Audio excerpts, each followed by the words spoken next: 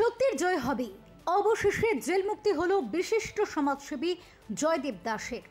Supreme কোর্টের আদেশে jail মুক্তি ঘটে তার। দীর্ঘ 6 বছর বিনা কারণে জেল খাটতে হলো জয়দেব দাসকে। জেল থেকে মুক্তি পেয়েই তিনি পুজো দিতে যান। নিজের মা, বাবা, স্ত্রী, ছেলে ও মেয়েকে নিয়ে পুজো দিতে যান তিনি। জেল থেকে বেরিয়ে আবার সমাজসেবার কাজে মন দিতে চান তিনি। একটা ভুল বোঝাবুঝির কারণে তাকে এতগুলি দিন জেলে কাটাতে হলো বলেই মত তার। তিনি জানান, এবার থেকে 57 নম্বর ওয়ার্ডের পুরপিতা তথা পুর পরিষদ সদস্য জীবন সাহার ছত্রছায়ায় এলাকার মানুষের পাশে থেকে কাজ করবেন। জীবন সাহা যেভাবে তাকে নির্দেশ দেবেন সেই নির্দেশ মেনেই চলবেন তিনি।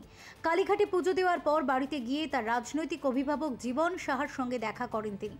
এবার থেকে তৃণমূল কংগ্রেসের একজন সাধারণ কর্মী হিসেবে কাজ করবেন বলে জানিয়েছেন জয়দেব দাস।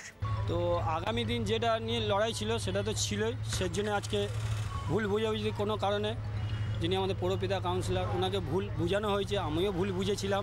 তার মধ্যে একটা যে বিগত একটা দিনে যেই টেনশনটা ছিল সেটা এখন আজ নেই। ওনার সাথে থেকে আগামী দিন আমি কাজ এগাবো, ওনার পায়ের আশীর্বাদ নিয়ে মাথায় নিয়ে আমি এই তৃণমূলের সাথে উন্নতির কাজ করব।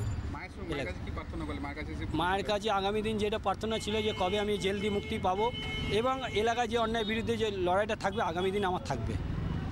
আর কি করে ভবিষ্যতে আমার কোনো ব্যাপার নেই, আমার ছেলেকে একটু এগানোর আছে। যিনি জীবন সাহা পুরপিতা আছে উনি আমাদের আশীর্বাদ রেখেছে, এখনও আশীর্বাদ রাখবে আমি আশা করি। উনি আমার পাশে থাকবে, এটুকুনি আশা করি। Bureau report, channel 10।